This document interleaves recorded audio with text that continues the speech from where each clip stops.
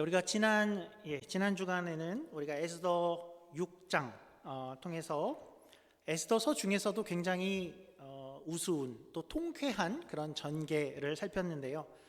하만은 모르드게를 당장 내일 죽이려고 밤새 23m나 되는 그 나무를 열심히 세우고 왕을 찾아갔는데, 왕은 마침 그날 역대 지략을 읽고 모르드게에게 상을 줘야겠구나, 그렇게 마음을 먹게 되었었죠. 그러니까 둘은 같이 만났는데 정반대의 마음을 갖고 이렇게 마주치게 되었었습니다. 왕이 먼저 이야기를 꺼냈죠. 하만에게, 야, 내가 너의 어떤 이에게 상을 주고 싶은데 어떤 상이 최고의 상이 될까? 근데 하만은 거기에 그 말만 듣고 김칫국을 시원하게 들이켰죠. 왕이 자기에게 상을 주려는 줄 알고 내게 필요한 걸 물어보나 보다 하고 왕의 복장, 왕의 말, 왕관을 가져다가 성을 다 퍼레이드를 시켜주는 게 최고의 상일 것 같습니다 라고 이야기를 했죠. 사실 이 상의 내용이 그렇습니다. 그러니까 보통은 페르시아 역사에서 이런 상을 내리지 않는다고 합니다. 그러니까 주로 왕이 내리는 상들은 어떤 것이었냐 하면 어떤 직위를 준다든지 땅을 준다든지 그런 상이었다고 합니다. 실제로 이 아하수에로 왕만 해도 기록에 따르면, 이전에 우리 그리스 전투를 생각했었죠. 그리스 전투에서 함께 참여한 이들에게는 땅을 상으로 나눠주기도 했고, 또 자기의 동생을 구한 이에게는 시칠리아의 총독이 되는 그런 직위를 주기도 했었다라고 합니다. 그런데 왜 하만은 이런 상의 내용을 이야기를 했을까요? 하만은 자기가 상을 받을 것이라고 생각을 하니까 그는 직위가 더 이상 필요하지 않은 사람이었죠. 그가 지금 페르시아의 제2인자인데 어디 지방의 총독을 삼겠노라 그러면 그거는 상이 아니라 오히려 좌천이 되는 것이고, 또 하만은 우리가 봤듯이 돈도 굉장히 많은 사람이었죠. 그러니까 하만은 자기가 받을 걸 생각해서 다른 상은 다 필요가 없고 온 국민 앞에 이렇게 명예를 드러내는 이제 그것을 이야기한 것이었죠. 거기에 왕은 이제 너 머리가 너무 좋다, 참 좋은 생각이야, 정말 퍼레이드는 존귀한 사람에게 걸맞는 상이구나 하고, 그러면서 자 이제 그대로 행하자, 말을 가져오고 사람을 불러와라. 그런데 누구였죠? 모르드게를 데리고 와서 그를 퍼레이드를 시켜줘라. 그리고 수발은 네가 들면 제일 좋겠구나. 그래서 하만은 그날 모르드게의 수발을 들며 존귀하다 존귀하다 그렇게 돌아다녔죠. 하만에게 최고의 수모의 날이었죠. 하만은 속으로 생각하기를 아마도 내 생애에 이보다 더 수치스러운 망할 놈의 날은 없을 것이다 라고 생각을 했을 것입니다. 그런데 사실은 이제 앞으로 일어날 일에 비하면 이것은 아무것도 아니었구나 하는 게 오늘 드러나게 되지요. 하만에게 이날은 그 정도로 나쁜 것에 그치지 않는 하루였습니다. 오늘 본문부터는 이제 하만은 이제 저녁 잔치에 참여를 하게 되지요. 하만은 어떤 마음이었을까요? 마음이 너무나도 복잡하고 심란한데 그래도 여기에 와서 조금의 위안을 좀 찾으려고 했을 것 같습니다.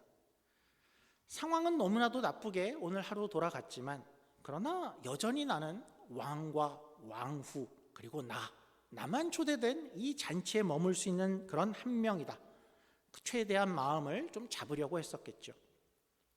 잔치가 점점 무르익게 되었습니다.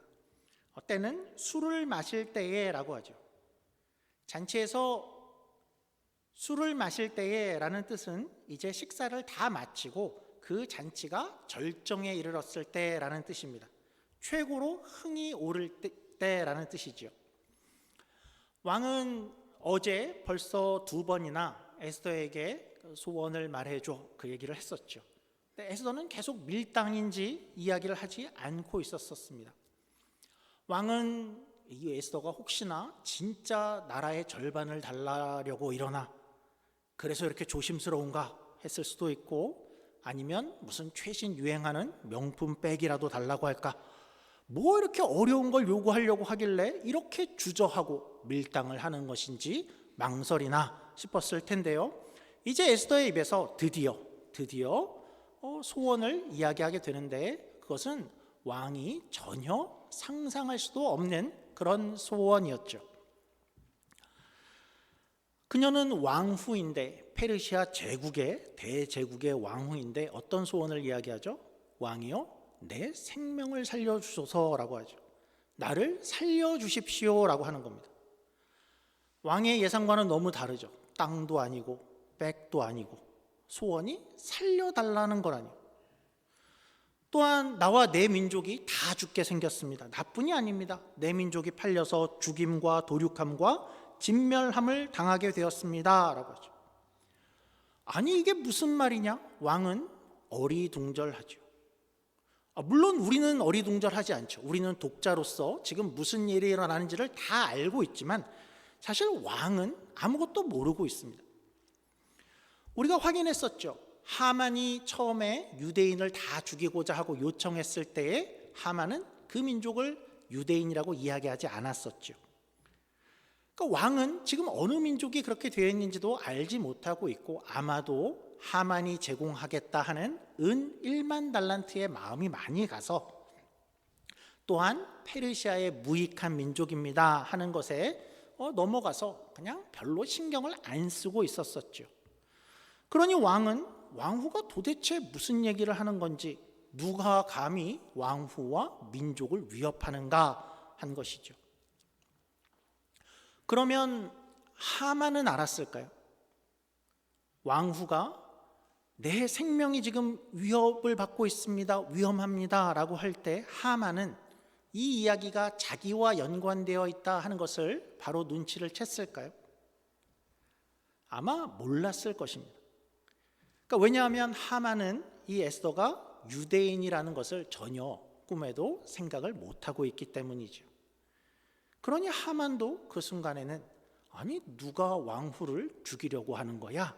그렇게 생각하고 있었을 것이죠. 왕은 이제 이렇게 이야기를 합니다. 우리 5절인데요. 제일 궁금한 것이죠. 도대체 누가입니다. 5절입니다. 아하수에로 왕이 왕후 에스더에게 말하여 이르되 감히 이런 일을 심중에 품은 자가 누구며 그가 어디 있느냐 하니. 그러니까 5절은 우리말로 이렇게 보면 잘 표현이 되어 있지 않고 제가 빠르게 읽었는데 이 문법상으로 히브리어 원어로는 굉장히 당황해서 말을 더듬거리는 표현이라고 합니다. 여기 말하여도 두 번이나 반복이 되고 있고 너무 당황해서 왕이 아니 누가 왕후를 누가 도대체 그러니까 이렇게 이야기하는 그런 말이라고 합니다.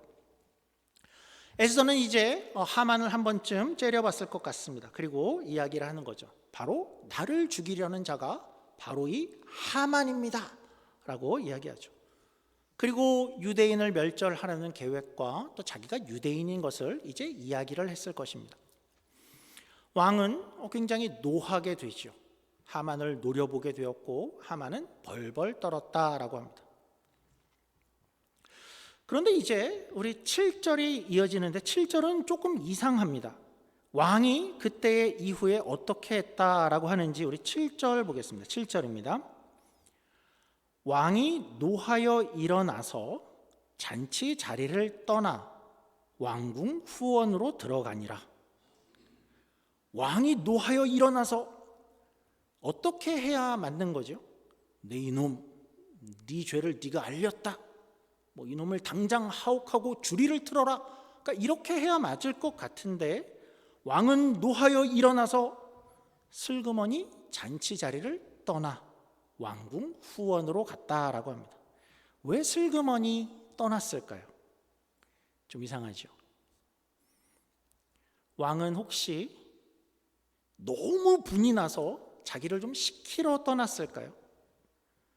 근데 지금은 분을 식힐 때는 아니죠. 오히려 분을 내야 될 때이죠. 단지 분을 식히러 이렇게 나갔을 것 같지는 않고, 아니면 이 왕은 우리가 이제껏 봐왔듯이 늘 어떤 문제가 생길 때에는 신하와 상의를 해왔던 왕이니까 이전 왕후 와스디를 폐위할 때도 그랬고 미스 페르시아 왕후 경연대회를 할 때도 그랬었는데 그렇게 신하와 상의를 하는 왕인데 지금은 하만밖에 없으니까 다른 신하들과 상의를 하러 나간 것일까요? 아니면 내가 하만에게 어떤 벌을 줄까를 좀 고민해 보려고 나간 것일까요? 다 좀 이상하죠. 근데 우리가 좀 생각을 해보면, 곰곰이 생각해 보면 에스더가 이 잔치 자리에서 갑작스러운 고발을 했는데 이 고발로 인해서 난처해진 사람은 단지 하만만이 아니죠. 또 누구죠? 왕이 매우 난처해졌습니다. 왜지요? 그러니까 지금 상황은 하만이 유대민족을 다 죽이려는 그 상황을 만들었고 저도 죽게 되었습니다인데 그 일은 하만만이 계획한 것인가요? 그렇지 않죠. 유대인 전체를 다 진멸하라는 그 조서에는 누구의 인장, 누구의 도장, 누구의 최종 사인이 적혀 있죠? 왕이었죠. 왕이 인장 반지를 찍었었죠. 항상 우리가 회사를 가도 어떤 기획을 하거나 어떤 제안자들이 있어도 최종 책임은 누가 지게 되냐 하면 항상 최종 결제자가 지게 되어 있죠. 마지막 도장 결제한 사람이 책임을 지는 것이죠. 적어도 같이 책임을 지게 되어 있죠. 그래서 왕은 벌써 이 조서는 어디까지 갔냐 하면 전국에 다 퍼져 있는데 그 조서에는 자기의 도장이 찍혀져 있는 것입니다. 그렇다고 해서 왕은 지금 저 하만을 그냥 놔둘 수는 없고, 그런데 벌을 주자니 자기도 같이 책임을 져야 되니까 이제 왕에게 매우 난감한 상황이 된 것이죠. 그래서 왕은 매우 노했으나 동시에 너무 당황스러워서 그래서 어떻게 해야 되나 잠시 다른 데로 피한 것으로 우리가 생각을 합니다. 재밌죠? 그리고 이제 방에는 이제 에스더와 하만만이 남게 되었습니다. 하만은 뭘 할 수 있을까요? 딱 한 가지밖에 없죠. 에스더에게 살려달라라고 애원을 하는 것입니다. 7절에서는 이미 왕이 자기를 벌 주는 것을 결심했던 것을 하만이 안다라고 합니다. 이제 에스더에게 매달려 볼 수밖에 없죠. 에스더는 그때 걸상 위에 앉아 있었다라고 했습니다. 어떤 걸상일까요? 새 번역 성경은 이 단어를 눕는 침상으로 번역을 했습니다. 그러니까 이 단어는 어떤 의자냐 하면 우리가 앉는 이렇게 작은 의자가 아니라 긴 침대와 같은 누울 수도 있는, 앉을 수도 있고 누울 수도 있는 긴 의자를 의미합니다. 당시 이들의 식사 문화는 우리가 잘 아는 유대인 문화와도 비슷했다라고 합니다. 이렇게 의자에 정자세로 앉는 것이 아니라 비스듬히 누워서 식사를 하는 것이죠. 그러니까 하만은 지금 비스듬히 긴 의자에 누워있는 그 에스더 앞으로 다가간 것입니다. 그리고 아마도 그 밑에서 발밑이나 밑에서 청을 했을 것입니다. 그런데 너무 다급해서였을까요? 하만이 놓친 것이 하나 있습니다. 당시 페르시아의 궁중 법도에는 신하들이 왕의 여인에게는 아주 가까이 다가갈 수 없었다라고 합니다. 적어도 7걸음 이상은 떨어져 있었어야만 한다라고 하죠. 그런데 하만은 너무나도 당황한 나머지 일이 너무 급해지니까 그것을 생각지 못하고 아주 가까이, 그것도 비스듬히 누워있는 에스더 곁으로 다가간 것이죠. 그러니까 우리가 하만이 어떤 자세와 위치를 하고 있었는지는 우리는 잘은 모르지만 바로 그때에 이제 왕이 돌아왔더라입니다. 하만이 너무 가까이 있는 그 장면을 보게 된 것이죠. 그리고 이제 8절입니다. 이렇게 이야기를 하죠. 8절입니다. 왕이 후원으로부터 잔치 자리에 돌아오니 하만이 에스더가 앉은 걸상 위에 엎드렸거늘 왕이 이르되 저가 궁중 내 앞에서 왕후를 강간까지 하고자 하는가 하니 이 말이 왕의 입에서 나오매 무리가 하만의 얼굴을 싸더라. 저자가 왕후를 강간까지 하려 한다, 그렇게 외치는 겁니다. 왕의 입장에서 왕이 본 하만과 에스더는 어떤 모양새였을까요? 그러니까 뒤에서 왕이 보니까 정말 너무나 가까운 데에서 뭔가 위협적으로 다가가는 것처럼 보였을까요? 아주 재밌게도 유대인 전통에는 이런 기록이 있습니다. 이때를 유대인들이 설명을 하면서 이때 가브리엘 천사가 나타나서 하만을 뒤에서 밀었다. 그래서 하만은 에스더 위에 미끄러져 엎드러졌고 왕은 그때에 들어왔다. 그러니까 천사가 넘어뜨렸다. 이런 기록이 있습니다. 재밌죠? 만약에 그랬으면 하만은 굉장히 억울했을 것 같은데요. 그런데 제 생각에는 하만이 에스더 위에 그렇게 넘어지거나 엎어져 있었을 것 같지는 않습니다. 우리가 한번 이런 것을 좀 생각해 보죠. 성경이 참 재미있는 부분인데요. 이렇게 한번 질문을 해보죠. 정말 왕은 이때 하만이 에스더를 강간하려 했다라고 생각을 했을까요? 상상을 해보죠. 이 장면에서 왕은 하만이 에스더를 정말 강간하려 한다라고 생각을 했을까요? 이 시점에 하만은 지금 당장에 죽임을 당할 수도 있는 그런 절체절명의 상황에서, 또 지금은 왕이랑 같이 식사를 하고 있는 자리였죠. 왕이 잠깐 자리를 언제 돌아올지 모르게 비웠는데 그 시점에 하만이 감히, 또 아무리 이 잔치가 왕과 하만과 그 왕후 셋만의 잔치여도 저 문 밖에는 분명히 경호원들이 있고 왕궁의 군사들이 분명히 있을 텐데 그 시점에 하만이 진짜요? 정말 왕은 이 짧은 순간에 문 밖에 경호원들이 있는데 하만이 에스더를 강간하고 겁탈하려고 했다고 생각을 했을까? 그럴 리가 없지요. 이런 부분이 성경에서 재밌는 부분이죠. 그러니까 왕은 하만이 이 순간에 에스더를 겁탈하려 한다라고 생각했을 리는 없습니다. 물론 그 법을 어긴 것은 맞습니다. 그 법을 감히 어긴 것을 지적한 것은 맞죠. 그 죄를 물을 수 있다면 묻는 것이 맞습니다. 그런데 그것 이상이다라고 생각하기는 좀 어렵죠. 그렇게 생각할 때 그러면 왕은 왜 이렇게 외쳤을까요? 지금 왕의 머릿속에 가장 복잡한 생각, 고민은 뭐죠? 왕의 머릿속에는 첫째는 분명한 것은 내가 저놈의 하만을 어떻게든 벌 줘야겠다. 그것은 분명합니다. 그런데 벌을 주는데 유대인을 진멸하려는 음모를 가지고 벌을 주려면 유대인 중에 저 왕후까지 죽이려고 했다라는 반역죄, 대역죄로 벌을 주려고 한다면 지금 그 죄에는 자기가, 왕이 연루되어 있죠. 자기가 제가 한 죄목이죠. 그러니까 벌을 준다 그러면 자기도 책임을 져야 되는 것입니다. 그래서 그 죄목으로 벌을 주기가 매우 애매한 상황이죠. 그렇다고 벌은 안 줄 수도 없고 있는 것입니다. 그런데 마침 이제 이 이야기가 보여주는 것은 하만이 그러니까 진짜 넘어져서 그 위에 있든 아니면 단지 법을 어기고 왕후 곁에 너무 가까이 갔든지 이 모습을 발견하게 된 것이고, 왕은 이 장면에서 에스더서 최초로 이제 스마트해지기 시작한 겁니다.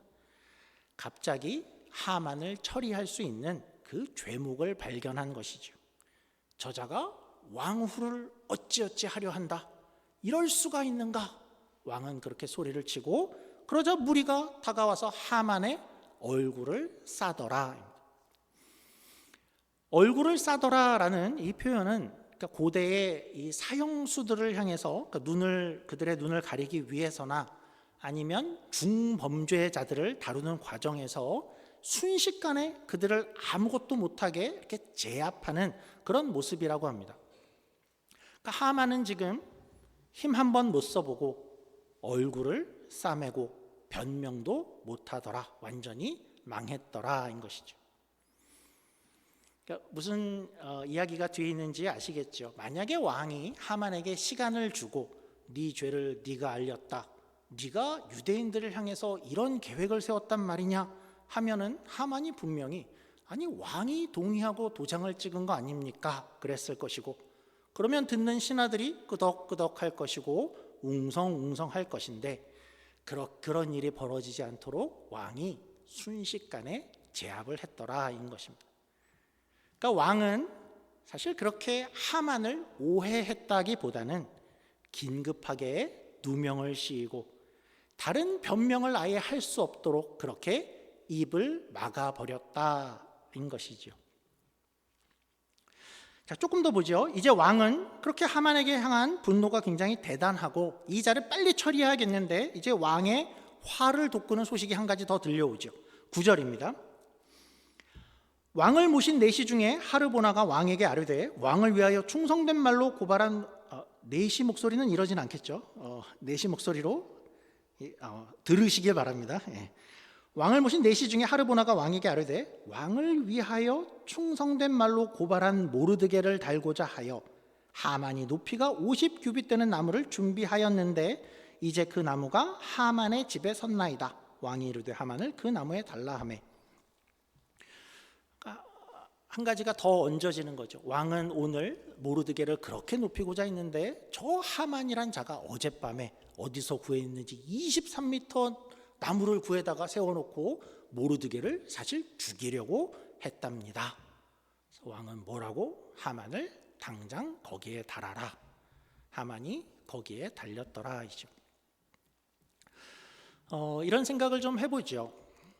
그러니까 우리는 성경을 볼 때에 또 드라마를 봐도 또 영화를 봐도 우리는 늘 우리 스스로를 좋은 편과 동일시하고 그러니까 좋은 편에 우리를 주입하는 경우가 대부분이죠. 형들이 요셉을 팔았어 그러면 우리는 요셉의 입장, 우리는 요셉이 되죠. 다윗과 골리앗이 싸웠어 그러면 우리는 다윗이 되죠. 다윗의 아들 압살롬이 반역을 했어 그러면 우리는 압살롬보다는 다윗의 입장에 서게 되죠. 그런데 우리가 오늘 이 에스더의 이야기들을 길게 쭉 살폈는데요. 우리가 좀 냉정하게 한번 생각을 해보면 또 우리 내면을 깊이 좀 들여다보면 우리는 에스더에 나오는 등장인물 중에 누구랑 제일 비슷할까요? 솔직히 이 등장인물 중에는 우리에게는 참 하만과 비슷한 성품이 많다라는 것을 발견하게 되죠. 어떤 면이 그렇죠? 하만은 어떤 모습이었죠? 그의 첫 등장이 이랬죠. 온 나라 앞에서 절을 받고 인정을 받고 높임을 받기를 원했죠. 우리에게도 그런 욕망이 있죠. 가능하기만 하면 어디서든지 모두 앞에서 높임을 받고 인정을 받고 싶은, 절을 받고 그 명예를 누리고 싶은 그런 마음입니다. 명예의 욕이죠. 하만은 하루는 자기를 무시하는 이를 만났죠. 어떻게 하죠? 그를 어떻게든 죽이려고 하죠. 그리고 하만은 힘이 있기 때문에 그 민족까지를 다 없애려고 하죠. 우리는 물론 다른 사람의 생명을 직접적으로 빼앗지는 않지만 우리를 무시하는 이가 있다면 마음속으로는 저자가 정말 없었으면 좋겠다. 그렇게 미워하기가 쉽죠. 그리고 혹시나 내가 좀 힘이 있으면 저자가 잘 안 되게 할 그런 힘이 나한테 있다면 그 힘을 은근히 발휘하기도 하죠. 저자만 아니라 저자와 관련된 모든 것이 잘 안 되기를 바라기도 하죠. 그러니까 솔직한 마음으로 우리 안에 그런 하만이 있습니다. 또 그러면서도 나를 더 합리화하고 잘못은 저 사람에게 있는 거야 라는 것을 확인하기 위해서 친구를 부르기도 하죠. 내 편이 될 만한 사람들을 찾아다니죠. 그리고 내 분노가 얼마나 정당한 것인지를 설명하죠. 친구들은 거기에 동조해 줍니다. 그리고 어떤 방법을 발견하게 되면 밤을 새서라도 그 분노를 행하죠. 제일 큰 문제는 어디 있습니까? 하만은 또 우리는 이런 일을 행하면서도 그것이 잘못인 것을 잘 깨닫지 못하는 것도 하만과 비슷하죠. 내 명예욕, 이 정도는 나 정도 되는 사람이면 좀 누려도 되는 거야. 누군가 나를 무시한다면 감히 나를 이렇게 대? 내 분노는 정당한 거야. 내가 이 정도의 복수를 가하는 것은 당연한 것이지 이건 나쁜 게 아니야. 그렇게 생각을 하게 된다는 거죠. 문제를 깨닫지도 못한다는 것도 우리 안에 하만의 모습이죠. 이렇게 우리는 냉정하게 다시 보면 모르드게보다는 하만과 많이 비슷합니다.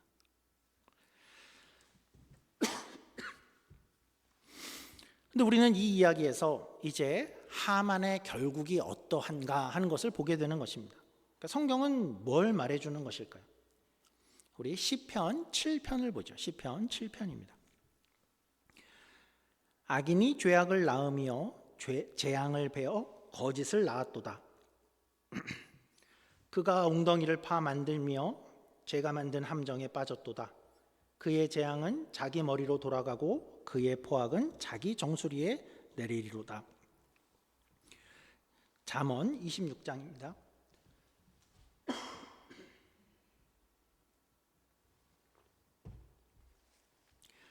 함정을 파는 자는 그것에 빠질 것이요 돌을 굴리는 자는 도리어 그것에 치이리라. 그러니까 우리의 분노와 또 얄팍한 수와 그런 계략이 하만을 닮았다면 그것을 조심해야 되고 멈춰야 할 때다라는 것이죠. 우리가 그렇게 살다가는 우리가 파는 웅덩이에 우리가 빠질 것이고 우리의 함정에 우리가 빠질 것이고 우리가 돌을 굴리기 시작할 때 결국 우리가 치일 수 있다라는 것이죠. 오늘 우리 안에 하만의 모습이 있는지 돌아보면 좋을 것 같습니다. 명예욕, 또 무시당하기 싫어하는 분노의 마음, 남을 공격하려는 마음, 또 남이 안 되기를 바라는 그런 마음들이죠. 성경은 이렇게 이야기하는 것 같습니다. 성경은 우리 안에 하만을 발견하면 어떻게 하라고 하는가? 오늘 설교 제목입니다. 그 하만을 나무에 달라. 하만을 죽이라. 나무에 달라. 그리고 그 하만을 그렇게 나무에 달 때에 어떤 일이 벌어지는가를 우리 10절은 이렇게 표현하죠. 10절입니다. 모르드게를 매달려고 한 나무에 하만을 다니 왕의 노가 그치니라.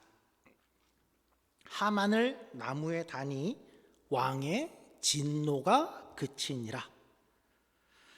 여러분 혹시 생각나는 장면이 하나 있지 않습니까? 나무에 달았다. 죄인을 나무에 달았다. 왕의 진노가 그것으로 그치더라. 십자가의 장면이죠. 나무에 죄를 달았고 하나님의 진노가 그쳤더라. 물론 거기에 달리신 예수님은 죄가 없으시죠. 그러나 십자가에 그가 달리셨을 때에는 우리의 죄를 달고 달리셨죠. 우리의 죄 때문에 죄인의 모습으로 거기 달리신 것이죠. 그때 그 나무에는 우리의 모든 죄를 거기에 매달고 못 박은 것이죠. 그렇게 해서 하나님의 진노가 그쳤었습니다. 오늘 우리에게 그렇게 말씀하는 것일 것입니다. 우리 안에 하만과 같은 그런 모습들을 우리가 발견한다면 예수님께서 달리신 그 나무에 다시 우리의 하만을 오늘 더 늦기 전에 못을 박아라. 나무에 매달라라는 것이죠. 예수님은 2000년 전에 그 일을 하셨습니다. 그리고 사도 바울은 이런 고백을 하죠. 나는 날마다 죽노라. 그 고백처럼 우리가 오늘 또 그렇게 하기를 원하실 것입니다. 십자가 앞으로 나아가는 것이지요. 우리가 그렇게 하만을 매달고 하만을 나무에 달 때에 우리에게 있는 어떤 불안이나 또 불안정함 또 오히려 더 힘듦 이런 것들을 벗어나고 십자가 앞에 나아갈 때에 오히려 하나님께서 주시는 평안을 누리게 될 것입니다. 바라기는 더 늦기 전에 우리 안에 있는 하만을 발견하시고 그 하만을 그 나무에 못 박는 그리고 하나님과 화목한 그 삶을 살아가시는 저와 여러분이 되기를 주님의 이름으로 축원합니다. 기도하겠습니다. 하나님 아버지 감사합니다. 말씀 내내 긴 시간 동안 하만이 얼마나 어리석은지 얼마나 못됐는지를 우리는 살폈는데 어쩌면 우리의 모습이 참 하만과 같다라는 생각을 합니다. 하나님, 우리 안에서 하만과 같은 그러한 모습들이 발견된다면 어디 가든지 높아지려 하는 마음, 어디 가서 나를 무시하는 자를 분노하는 마음, 또 남이 잘 안 되기를 바라는 마음, 내 힘을 다해서 저자를 공격하려는 그러한 마음들, 우리 안에 그런 하만을 발견한다면 그 하만을 나무에 매달라 그 말씀을 기억하며 예수님께서 십자가에서 우리의 죄를 감당하셨듯이 우리의 죄를 들고 다시 한번 십자가로 나아가는, 그래서 하나님과의 화목을 누리는 우리 모두의 인생이 되게 하여 주시옵소서. 감사하며 예수님 이름으로 기도드립니다. 아멘.